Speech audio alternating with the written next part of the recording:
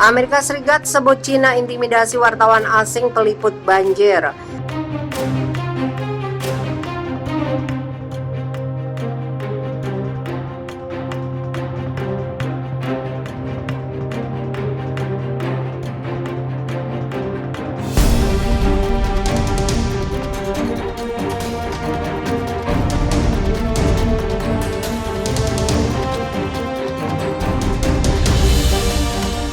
Amerika Serikat disebut sangat prihatin dengan meningkatnya pengawasan, pelecehan, dan intimidasi terhadap wartawan Amerika Serikat dan wartawan asing lainnya yang meliput bencana banjir di Provinsi Henan, Cina baru-baru ini.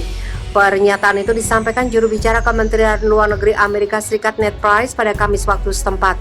Retorika Cina yang kasar terhadap berita yang dianggap kritis telah memprovokasi sentimen negatif publik ke arah konfrontasi dan pelecehan secara pribadi para jurnalis, kata Price dalam sebuah pernyataan.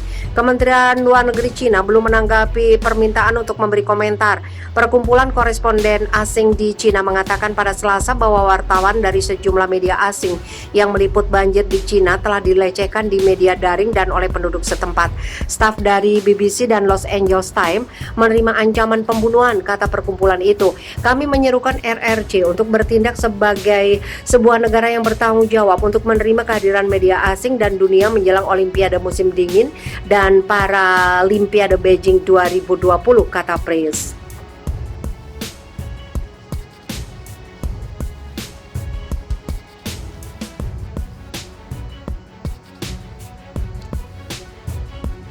Kekejaman Cina dikuliti habis-habisan. Mantan tahanan politik ini bongkar penyiksaan yang diterimanya selama di kamp penjara Tiongkok. Saksikan sendiri organ tubuh rekan-rekannya diambil paksa hidup-hidup. Di masa lalu, Cina memang terkenal dengan kekejamannya terhadap siapa saja yang berani melawan. Salah satu kisahnya datang dari wanita yang satu ini. Seorang wanita asal Cina yang kini hidup di Amerika menceritakan kisahnya ketika dijebloskan ke kamp konsentrasi mirip Nazi di Cina. Meski mengalami penyiksaan yang kejam, dia beruntung bisa selamat dari penjarahan organ tubuh yang banyak dialami tahanan lainnya. Jennifer Zeng adalah seorang praktisi Falun Gong, sebuah meditasi yang oleh pemerintah Cina dipercaya sebagai aliran terlarang. Melansir Daily Mirror Rabu 17 Juni, hampir 20 tahun setelah dibebaskan dari penjara brutal di Beijing, Zeng menyoroti tentang penyiksaan fisik dan mental yang dialaminya. Selama 16 jam sehari, Zeng berdiri di bawah sinar matahari dan menghafal peraturan camp sampai dia pingsan. Seorang penjaga akan menyetrumnya dengan tongkat listrik agar Zeng terbangun kembali.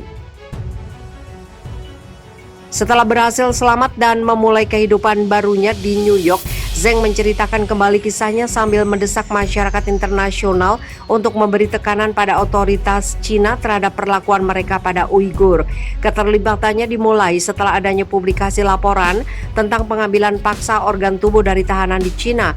Laporan itu memaparkan secara detail bagaimana praktek mengerikan ini berlanjut hingga hari ini. Sangat menyedihkan karena kami gagal menghentikan mereka ketika mereka melakukan ini pada Falun Gong, kata Zeng kepada Mirror Online tentang program yang dikelola negara untuk pengambilan organ secara paksa. Dunia Barat mendanai penganiayaan ini dengan berinvestasi di Cina. Partai Komunis Cina sekarang memiliki kekuatan untuk memperluas pembunuhan massal ini pada Uighur dan rakyat Hong Kong. Hampir setiap orang di Cina berada di bawah pengawasan. Setidaknya kita harus mengatakan dengan keras ini tidak boleh terjadi dan berdiri melawan kejahatan Partai Komunis. Kita dapat membantu orang-orang Cina memiliki akses gratis ke informasi gratis di luar negeri dan mengeluarkan undang-undang untuk menghentikan warga negara kami pergi ke Cina untuk melakukan transplantasi organ. Penanganan Zeng bermula pada tahun 1992 ketika dia kehilangan banyak darah setelah melahirkan putrinya. Selama bertahun-tahun dia berada di rumah sakit, tidak dapat bekerja dan sedih, sampai suatu hari dia diberi buku yang menjelaskan metode pengajaran Falun Gong. Saya membaca buku-buku dan semua pertanyaan saya tentang kehidupan manusia dan alam semesta semuanya terjawab. Zeng menjelaskan tentang latihan spiritual yang menggabungkan meditasi dengan filsafat moral dan kewarganegaraan. Cukup mudah untuk berlatih, Anda pergi ke taman atau melakukannya di rumah. 5 latihan yang memakan waktu 2 jam, pilihlah kasih sayang dan toleransi. Setelah sebulan berlatih di setiap hari, Zeng mengklaim bahwa dia bisa keluar dari rumah sakit dan bebas dari sejumlah penyakit hati, menurut dokternya. Ketika dia dan banyak orang lainnya menemukan makna kehidupannya dalam ajaran Falun Gong, otoritas Cina justru semakin waspada terhadap gerakan tersebut. Pada 20 Juli 1999, pasukan keamanan mulai melakukan penangkapan massal pada anggota Falun Gong di seluruh negeri. Zeng ditangkap pada hari pertama itu dan ditahan sebentar di pusat olahraga. Pada bulan Desember tahun itu, dia ditahan selama 2 hari di gedung yang sama setelah menghadiri persidangan salah satu praktisi gerakan.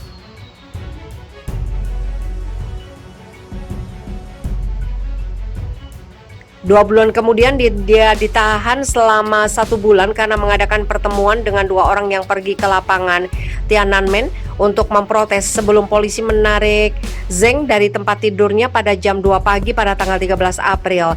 Zeng mengenang sejak menit pertama mereka berada di camp, para tahanan dipaksa untuk menundukkan kepala dan berjongkok atau berdiri. Bahkan ketika polisi berbicara kepada mereka, mereka tidak diizinkan mengangkat kepala. Mereka berdiri seperti itu selama 15 atau 16 jam pada hari pertama. Banyak wanita tua tidak tahan sehingga mereka pingsan dan polisi menggunakan tongkat listrik untuk menyetrum mereka. Pada hari kedua mereka dipaksa berdiri tanpa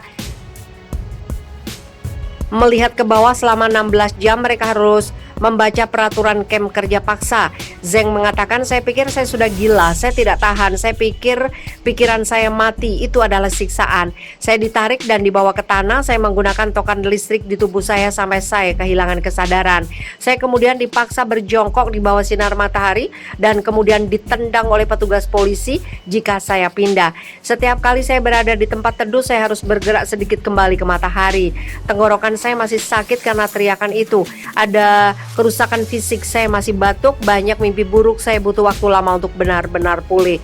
Ketika tidak mengalami penyiksaan fisik, para tahanan dibangunkan pada pukul 5.30 pagi dan dipaksa untuk merajut sampai tengah malam atau sampai keesokan paginya jika ada perintah masuk. Selama di camp, Zeng dibawa ke fasilitas medis tempat matanya diperiksa dan organ-organnya disentuh.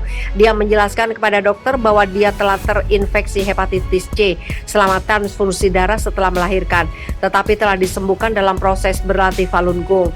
Sebulan kemudian, dia dan beberapa ribu narapidana dibawa dalam belenggu di bus-bus besar dengan jendela-jendela mereka dihitamkan ke rumah sakit tempat mereka di ronsen.